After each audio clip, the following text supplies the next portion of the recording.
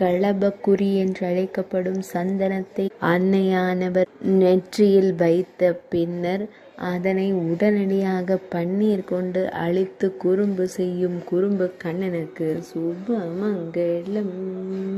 அன்னையிடம் விளையாடும் அழகு தெய்வத்திற்கு ஜெயமங்களம். அழகிய சந்தன திலகத்தை பன்னீர் கொண்டு அழித்து விளையாடும் குறும்பு தெய்வத்திற்கு ஜெயமங்களம். சுருள்முடியில் மயிர்பீலி வைத்தருளும் கருங்குழல் அழகனுக்கு ஜெயமங்களம். அழகிய பொன் வேங்குழலை பின்னிடையில் வைத்து அமர்ந்தருளும் வேங்குழல் நாதனுக்கு ஜெயமங்களம். இடையினில் மஞ்சள் நிற பட்டாடை அணிந்தருள்வதற்கு சுபமங்களம்.